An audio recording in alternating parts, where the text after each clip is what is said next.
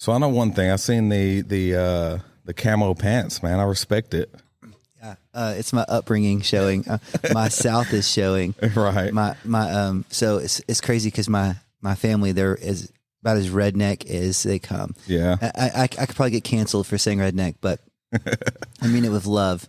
But yeah, so my stepdad would wear camo to church, like on Sunday morning. Oh, okay. Now this is in the dinosaur ages, like in like the 90s, before the 1900s. Yes, before every cool Instagram pastor was preaching in a pair of dunks and some camo cargo pants. This is in the 90s when if you showed up in camo, like people were asking questions. Right. Yeah, like, that's so true. Yeah. But that was just his vibe, and I used to make fun of him for it. And he would wear catch this.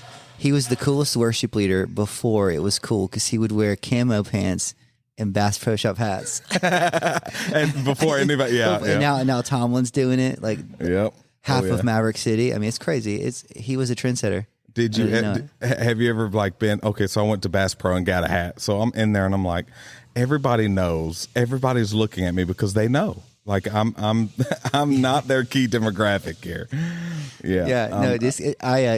I bought every color of Bass Pro Shop hat. That is awesome. Yeah. Wear it with every outfit. Yep.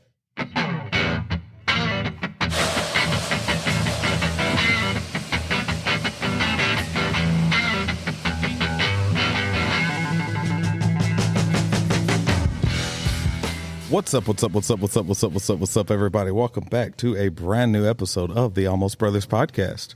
On today's episode, I've got my brother, my homie, brother in Christ. Come on. Fellow pastor, worship leader, YouTuber, went viral.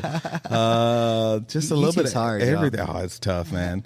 Johnny Burkhalter in the building, in the flesh, finally getting to hang out. Yeah, what's up, man? I'm here in Opelika, Alabama. Look at that. Saying it right. It's crazy. Oh, dude, it's crazy.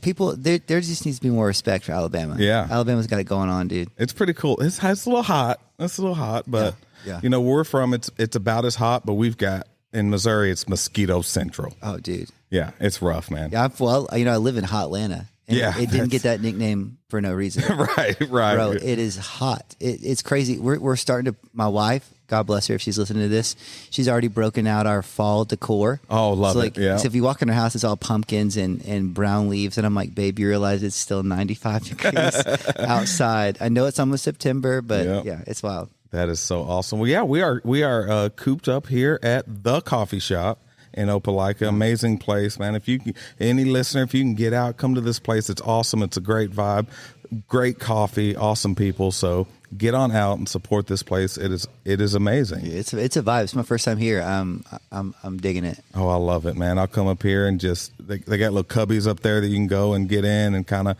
isolate yourself and get some work done, man. Oh, it's dude, awesome. Do you remember the cubbies in school? Oh my gosh, yes, absolutely. Dude, those are the best. See, we had them just for when you get in trouble. You had the cubby where now you can't talk to anybody. Yeah, ISS. Yeah. In school suspension. Yep. Oh, for those who don't know the struggle. Yeah, for those of y'all that were good kids in school and didn't have to go to that. I only went once, and my mama was like, "You better not go back." That was it. Yeah, that was it. Learned your lesson. Yes, sir.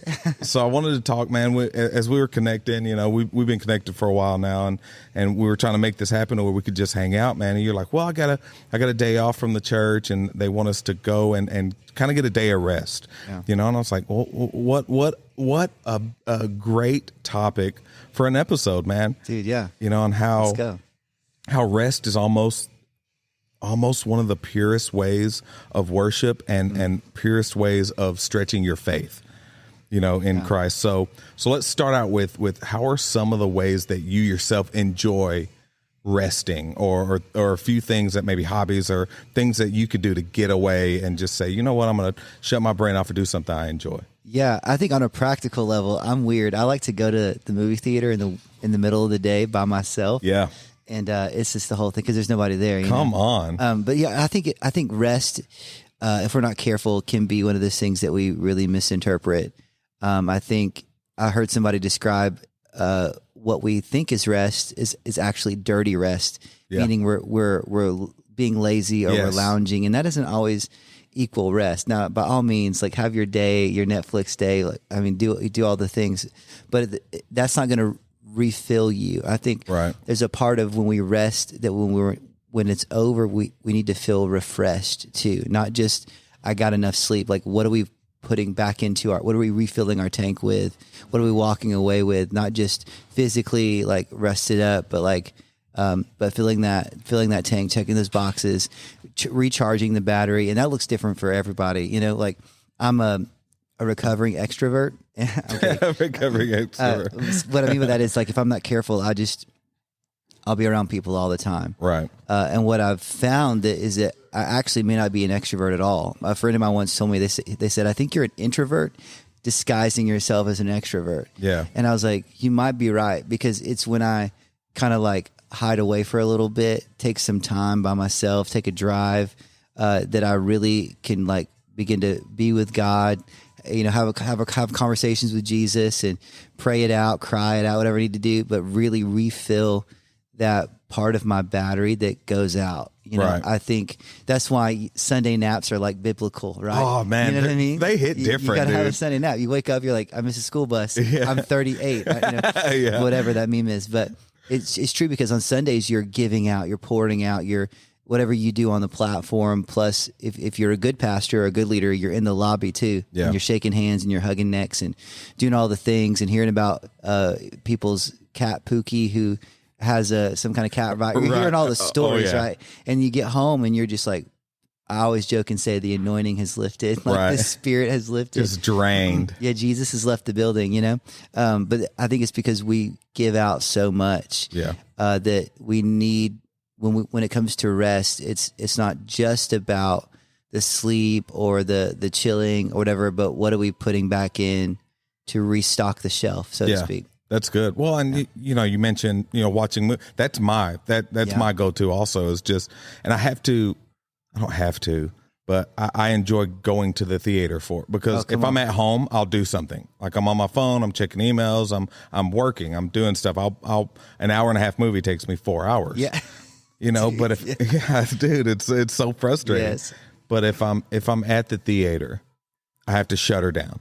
Come on. You know, and just enjoy and turn my brain off and get that kind of, I'm going to let life just deal with itself, and I'm just going to shut myself off for a couple of hours, because I think that, especially as men, we want to figure stuff out and we want to do things. We want to put our hands on things. And it's like, man, this is so nice to just shut her down. And then you come out of that and you go, wow, God, you're the one that keeps the world spinning. Yeah, like come the world didn't stop without me. Yeah. You know, I kind of shut away for a couple of hours, and it's like, and having a spouse and my wife that knows, you know, that's something that I enjoy doing, and she encourages me to go do that. So that's also a blessing too. Yeah. I think too, man, rest is intentional. It doesn't just happen.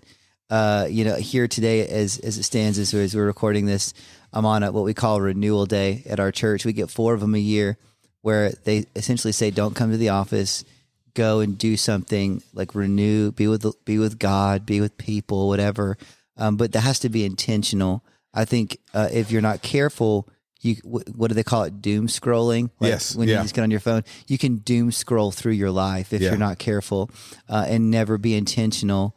And before you know it, you intended to rest, you intended to catch your breath, you intended to read that book or listen to that podcast or have that conversation, but you never did. Yeah. You know what I mean? Yes, that's so good. It's you gotta, if you're like me, I'm ADD, element OP. Like if it's not on the calendar, it's not happening. You know what I mean? So Oh yeah. And that's something I've got to work. I've got to get better at that, at not even just scheduling rest, but scheduling, period.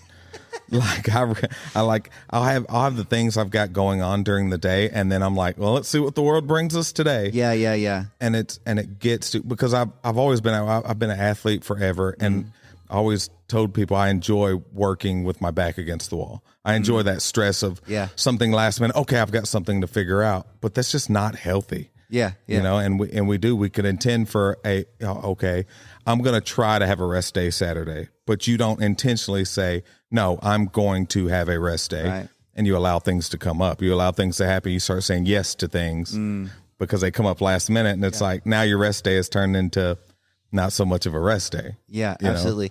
And I'm the same way. I'm wired very similar. I'm super spontaneous. Like, I enjoy like the get up on Saturday. What are we doing today? Like a portion of me is just, that's who I am.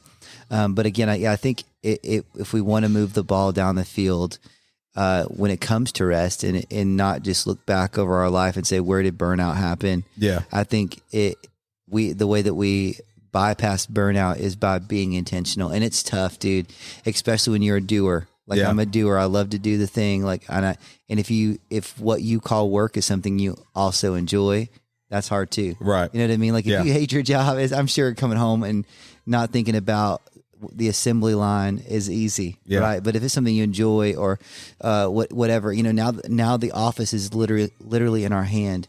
You get emails to your phone. You get Skype, or do we do Skype? I'm so old. Yeah, I don't know. I think Skype has probably been absorbed by Zoom or something cooler.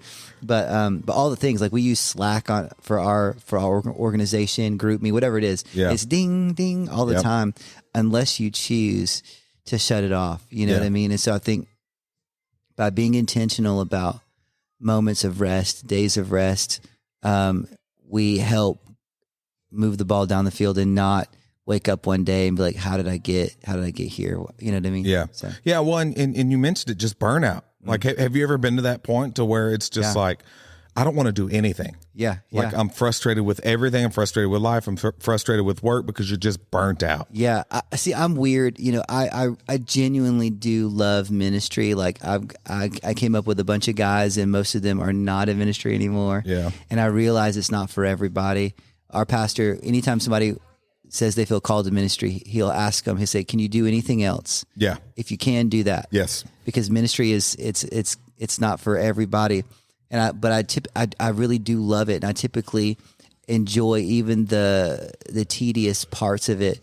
But there have been moments where I feel depleted and burn out. And I can look back now in hindsight, and there's seasons I would have operated differently and made decisions differently had I had a moment to catch my breath. Right. And now God's good. He's gracious, and he can keep us and put us where we need to be despite our mistakes. But there are definitely those moments where had I known if I could have gotten some rest, I would have approached it differently or made a different decision. Yeah. But and I think too, I've been in this space lately. Like my pastor asked me yesterday, he's like, "What's God teaching you?" He'll ask me that sometimes. Yeah. He keeps you on your toes. You know? Oh yeah. Just like, he's okay. like, oh, if you can't say nothing, are you praying? Right. Are you in the Bible? But I feel like what keeps circling in my mind is a lot of us are hustling, but not many of us are healthy. Yeah, that's good. And I think, we can appear busy so that other people think we're important. Right. You know what I mean? Yes, like, absolutely. You know what I'm saying? And it's that old saying, if the devil can't make you bad, he'll make you busy. He'll make you busy. That's right. And dude, it's so true. But I've been in this kind of season where I'm evaluating every part of my life. Like, yeah, I can do it, but is that a hustle or is that a healthy habit? Right. You know what I mean? Yeah. And really doing some inventory on my life. Because at the end of the day, I don't want to give those that mean the most the leftovers. Yeah.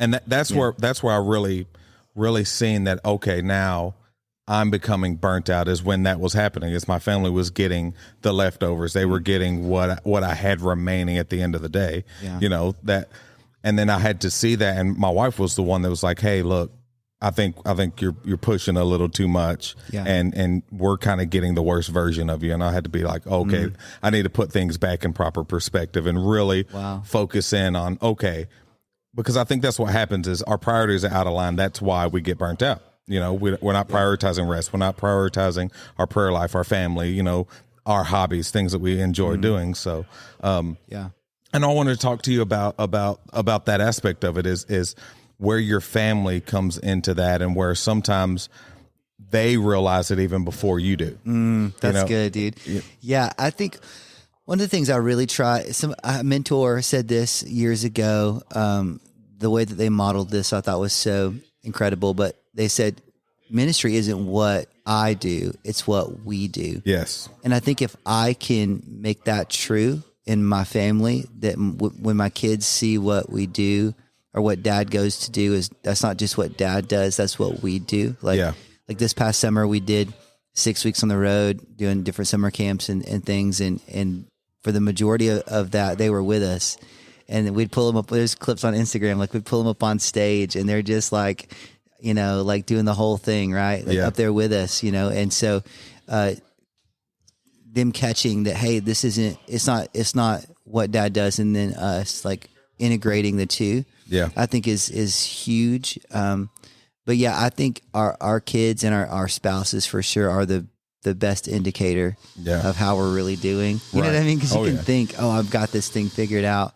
I mean, I had to tell my wife the other day, I've had to become a really good apologizer. You know, what's that old saying? A good marriage is the union of two good forgivers. Yeah. Like, and that's what it is. And so I just had to go up to her and say, hey, listen, like, I've kind of been a jerk lately. Like, I've been living in my head. And you're in your head, you're dead, you know, like, and I've been like, we had a family member pass away, and I didn't really know this family member super well. But it was just this whole, like, you know, grief does weird things. And so I'm in this whole, wow, that he was my parents' age, and my parents are getting older. Right. You start going down this trail of like, life is lifing right now. And so I just tell my wife, hey, listen, I've not been the best version of me.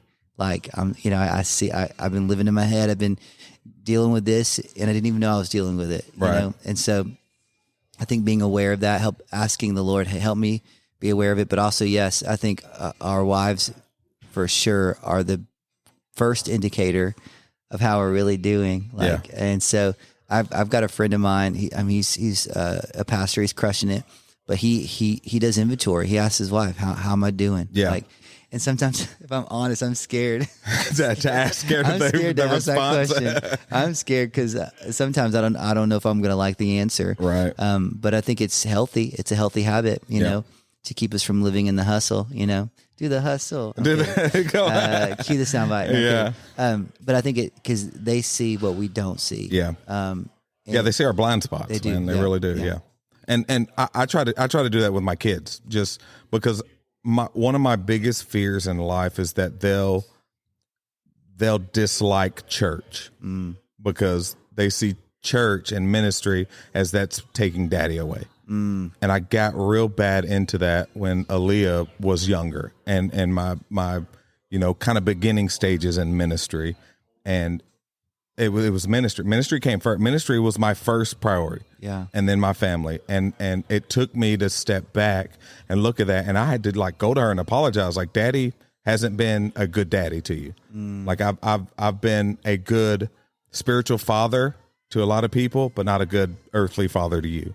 So I need to back it up, and that's my first ministry is your family, you know? I had to back up and say, look, I had things out of whack, and it's not church's fault. It's not ministry's fault. It's daddy had his priorities off. You know, because that terrifies me, especially with Zeke's all in. He wants to go when I'm traveling. He wants to go with me. He wants to be in on that. So I want to keep that good outlook on that. And rest is a huge part of that, is saying we're taking this. We're not doing anything ministry. I'm going to deal with y'all. I'm hanging out with y'all. We're playing football. We're going to hang out and play Switch. We're going to, you know, do things as a family. And it could be just the dumbest stuff. That you could do, you know? It's like we do family tag in the yard. Come on. It's just so goofy, and it's just like us four running around the yard, but it really is just spending time and investing in your family, you know? Another one for me is video games. You game? Come on. I mean, I'm pretty great at Mario Kart. Is this a challenge? Hold on. But honestly, I play the games as an adult that I played as a kid. Just like, you know what I mean? Like, I'm still, I noticed the Mario tattoo you're rocking. My kids they're into Mario now, and they're almost better than me at 8 and 6 years old. Like crazy good.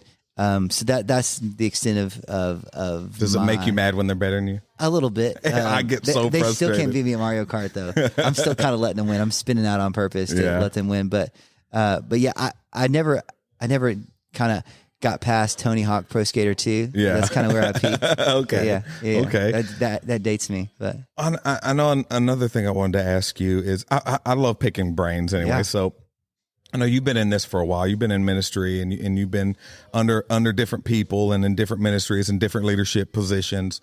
So you talk about the place you're at now, you know, encouraging y'all to go and do this, to take a day and say, hey, you know, go out. I want y'all away from the church. I want you away from the office. Have you seen that be kind of a common thing in ministry? Because I feel like in our culture, especially in the United States, it's hustle, go, do it. You got to be busy. And I think that's why, you talked about it earlier.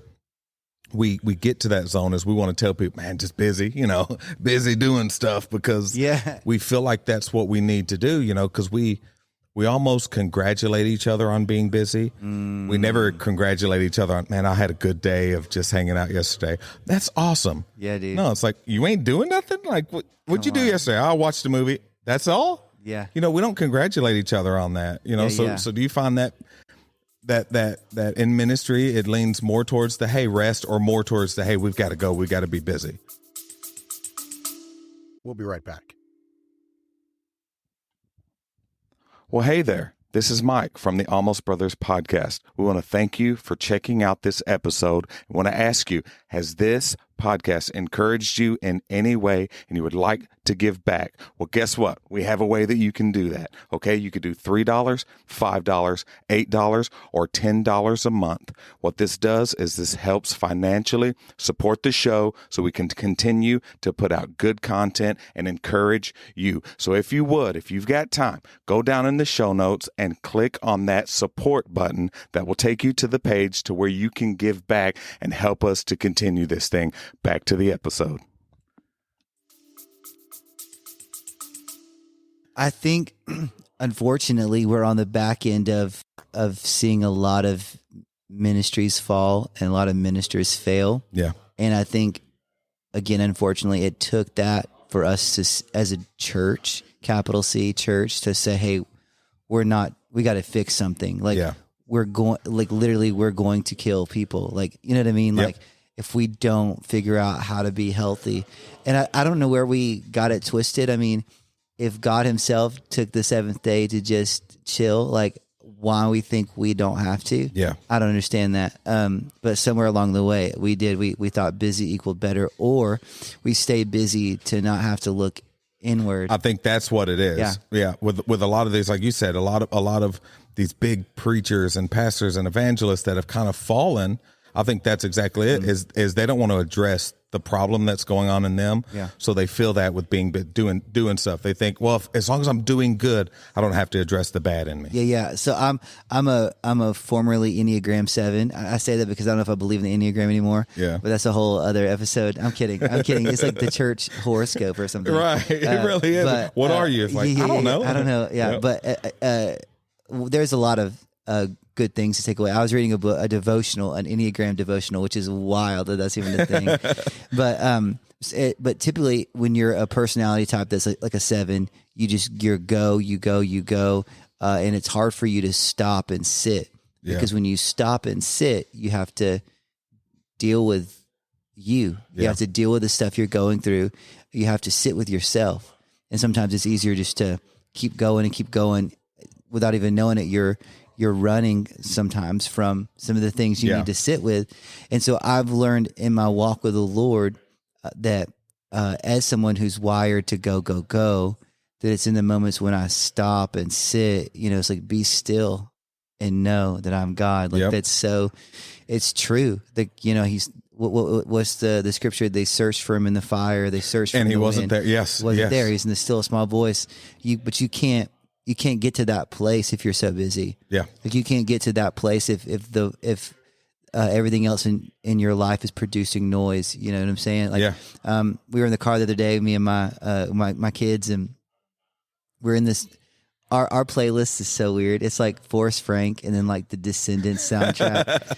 Shout out to both. But my phone is like Bluetooth right to the speaker, because we bougie. No, I'm kidding. No aux cord for us. That's what I was about to say. No, we don't do wires around here. Wires. But I guess my Bluetooth wasn't on or something. But we turned the radio on, and it was just static. And my daughter's like, why can't I hear anything? And I was like, because I'm not connected. Yeah. And don't you know? Yeah, that's so good. God's just like, as soon as you said it, you felt like, oh. I had to pull out my phone and write it down. Yep. And I think a lot of times we got a lot of noise, a lot of frequency, a lot of static in our life, but we're not really getting through to the Lord because we're not connected. That's so good. And we have to stop long enough to catch our breath and connect with Jesus. And he'll let you run around like crazy, and he's just like, all right, well, I'm right here. Yeah. He's not gonna chase you and all these. He's just like, Yeah. And then you finally take a second. It's like, are you ready? Are you ready now? Like I've been here all along. It's like that old story they used to tell back before every pickup truck had 4 doors. You know, a real pickup truck of the husband and wife and the old Ford pickup truck. And when they first get married, they're sitting next to each other. And as the years go by, she kind of goes from sitting next to him in the middle to her side, the passenger side. And one day she looks at him and she's like, why are we so far apart? And he's like, I haven't moved. Yeah. I haven't gone anywhere. Yeah, I've been here the whole time. And it's just like the Lord. Like sometimes we feel like, God, why are you so far away? And he's like, bro, I'm right here. I've been trying to talk to you. I haven't moved. I'm still driving this thing. You're the one who's over time has inched over to your side. Yeah. You know, so I think a lot of times we like, God, where are you? And he's like, man, I'm right where you left me. Yeah. I did a sermon once about, the Bible says, I will prepare for you a table amongst your enemies. But we get mad when we order the food and it doesn't taste good. He's like, I made you the table. I got you a seat. Wow. You're the one that ordered all that junk, not me. Yeah. And that's what, God, where are you at? He's like, I never told you to do these things. Wow. I've been here long trying to talk to you and you can't hear me. Wow. Dude, it's so crazy. Like, I think too, and I just kind of piggyback off of that, but like even in the context of rest, when we rest and when we slow down, we hear the Lord and we really begin to get our priorities in order. You know what I mean? Yeah. And it helps keep us from being in rooms or at tables that we don't recognize. Yeah. You know what I mean? I was just in Idaho with some friends and, they're out in the middle of nowhere, dude. And they fly me out to like this, two gate airport. I mean, it's a regional airport, dude. They should make a sitcom. I think they did Wings back in the day. Anyway, it's like the perfect, I felt presidential because I landed out and there was no terminal. I just walked off the plane to the parking lot, That's how the president feels. But, but he was like, man, I can't believe you came all the way out here. And I was like, dude, I said, I'm just the place in my life where I want to be in the rooms Jesus is in. Yeah. Like I don't need to be in the biggest rooms. I just want to be where Jesus is. And I think you don't get to that place of hearing him clear enough to make those decisions, to set the table without rest. Yeah. Without just taking a moment, just be quiet, be still. I love good worship and hands raised and excitement. But when I really get locked in, it's just, it feels like everything is stopped and it's just silent and I don't move. I'm just quiet. Yeah. I'm like, God, I just want to be in your presence. I don't want to say anything. I don't want to talk. I don't want to look up. I just want my eyes closed. I just want to be with you. Yeah. Yeah. Yeah. And it's like, that's when it gets so overwhelming when you could just say, God, I just want to reverence you and not say, think, open my eyes, not look around, not do anything but stand here. Yeah. Yeah. Oh, dude, I've some of the most monumental moments of my life were in moments like that with God, where I wasn't singing anything, I wasn't saying anything, I just couldn't move because the presence of the Lord was there. You know what I mean? Yeah. And I think too, like those kinds of things take time. They take intentionality. They take us slowing down. It's just like, it's like you can put something, like I can make chicken nuggets in the microwave if I want to. Yeah. Like, you know what I mean? Like, but if I put them in the air fryer, it's going to take 3 times as long. But man, those dino nuggets are going to hit. You know what I'm saying? Yep. Like, or we could, the same meal you might could put in the microwave, but if you let it sit in the crock pot all day, it's going to be even better. Oh yeah. So I think it's just those that good things take time. Let it process. Yep. Let it sit. Let it marinate. And that doesn't happen when we're go, when we're busy all the time. Like we're not the product of the process when we try to speed it up. That's so good. So good. Well, for the next segment, man, we do a segment called That's What's Up. Okay. So give us a movie, a TV show, a song, a band, something that this week you've been watching, listening to, that you just want to share. Yeah, dude. So I'm probably late to the game as far as TV shows go. Me and my wife, you can judge me. The if Andy you want. Griffith Show. Yeah, I do. You can judge me if you want, but we really, the Lord's got to deliver us from trash reality TV. Yeah. We were there, bro. Like we were like Love Is Blind. Dude, we're like matching these people up. Like you shouldn't be. Oh my gosh, that's so funny. That's what we watch. We're watching Love Is Blind UK right now. Never saw an episode. Dude, it's insane. So we're watching that, but I just started Superstore. Oh yeah, okay. Is it good? It's so good. It's like on my list of what I want. Yeah. Like if you like The Office, like that kind of. There's no laugh track, right? Yep. It's a comedy, but it doesn't tell you when to laugh. You get to make your own choice. You get to pick, yeah. But essentially, they work for Cloud9, but it's basically Walmart. You know, and it's like the inner workings of. It's hilarious, dude. So I'm watching that.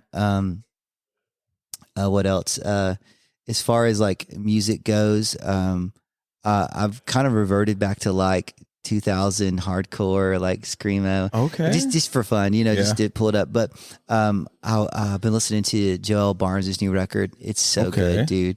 It's super different. It's like a live kind of worship thing. I mean, it just kind of takes you right there.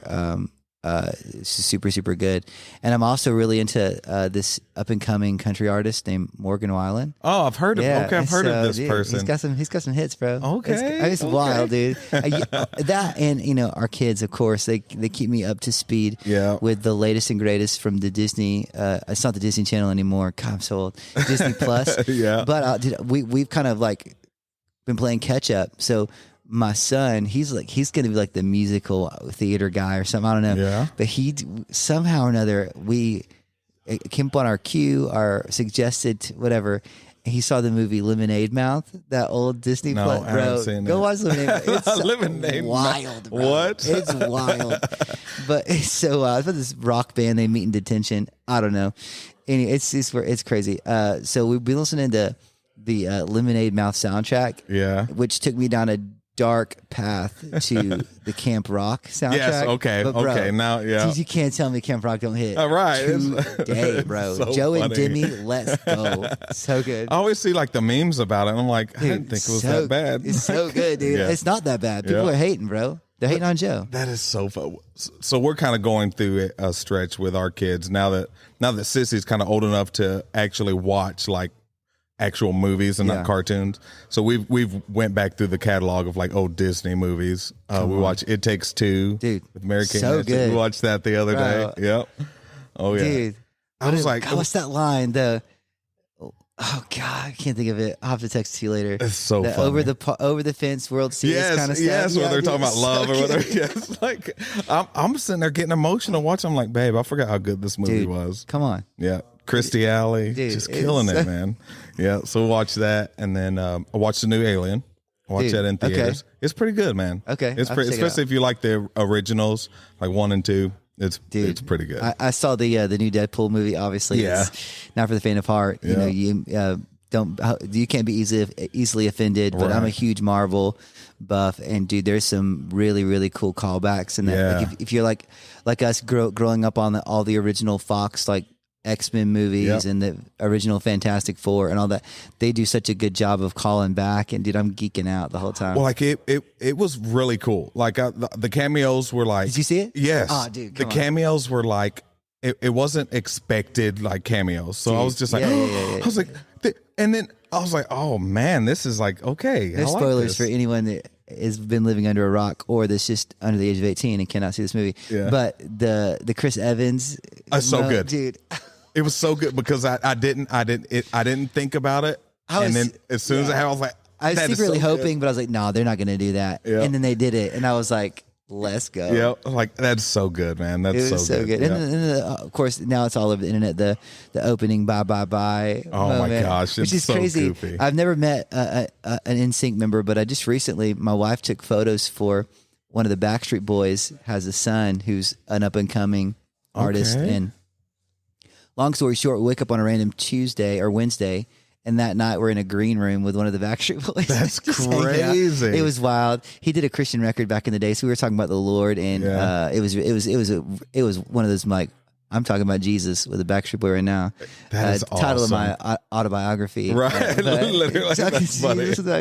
It's crazy. Yeah, that is awesome, man. Yeah, and it's cool how you talked about it earlier. Just finding yourself in those rooms.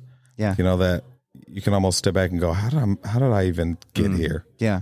Like, this is crazy. Those are the phone calls you say yes to. Right, yeah. Sure. Like, Hey, the absolutely. Backstreet Boys just called, can you make it? Sure. I mean, I guess. Yeah. Like, let's do And it. it was cool because typically, like, my wife is just kind of supporting whatever I got going on, but it was cool to be able to support her. She Yeah. was the photographer. I'm like holding her purse. Right, Like, yeah. What do you "You need? some New water? lens? Yeah, Okay, yeah. Like, I don't know what this is, but there's 10 lenses in this bag. Which one do you need? So give me the 10 to 35. I'm Yeah. like, I don't know what that means. You know more than me, bro. But yeah, it's crazy. It's one of those. It's wild.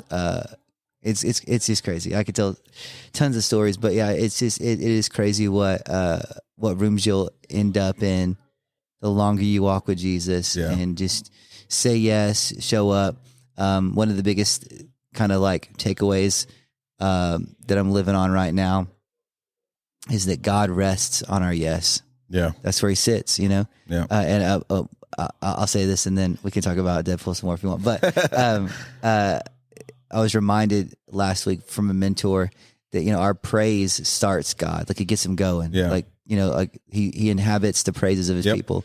The praise, like they on Palm Sunday, they welcomed him with praise, and he entered the city Through their praise, literally. Yeah. So praise starts him, Yeah. but worship stops him. That's Right? so, yeah. Because the Spirit of the Lord is looking for that which would worship. So when we worship God, it's like, now I'm going to stop and I'm going to sit. Yeah, I'm gonna stay here. I'm going to hang out with you now. We're going to let's do some business. That's so and good. so, but that didn't happen if we don't give him a place to rest. Yeah. You know what I mean? That's so good. Full circle. Oh, yeah. That's so good. Full circle. Back to the rest, Come baby. on. Yeah. Well, as we end, man, we'll just share anything that's on your heart. Yeah. Dude, it's wild. So I don't have my phone on me, but I keep this thing called the pantry on my phone. That I just, anytime I feel like something's like, oh, that's good. I'll write it down. But I don't know, man. I'm trying to think of just one great thing. I try to daily put something in the pantry. Yeah. That the Lord is saying or sharing. But yeah, I think I'll say this. One of the, I kind of been living on a few different proverbs, but there's one that says essentially like we make plans, but the Lord guides our steps. Yeah.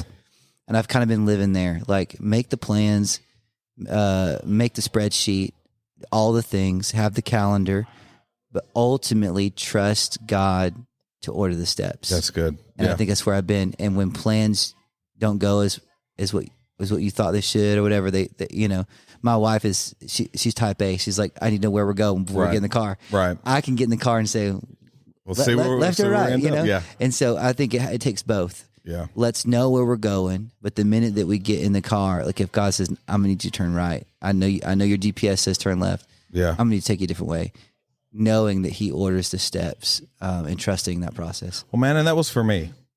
Thanks on. for sharing that. That's good. That's good. I'll talk to you about it later. Yeah. That's so good. I'll pull up my pantry. Yeah, Look that's it up. so good, man.